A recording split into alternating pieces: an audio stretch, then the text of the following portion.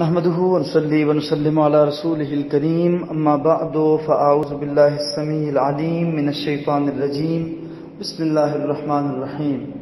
صحیح البخاری میں حدیث ہے 5020 نمبر 5020۔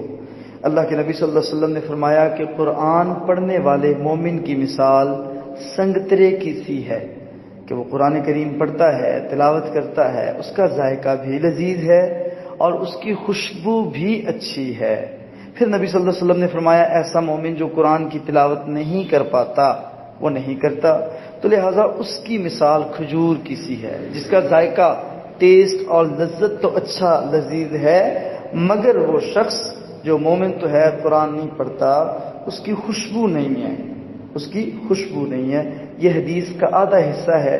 اس کے دوسرے حصے میں نفاق کا ذکر ہے، منافق کی مثال ہے کہ جو منافق قرآن کریم کی تلاوت کرتا ہے تو اس کا جو ذائقہ اور ٹیسٹ ہے، نبی صلی اللہ علیہ وسلم نے اس کے حوالے سے فرمایا کہ اس کی لذت بڑی ترش ہے، ذائقہ بڑا جو ہے وہ کڑوا کسیلا ہے، مگر وہ خوشبودار ہے چونکہ وہ قرآن پڑھتا ہے۔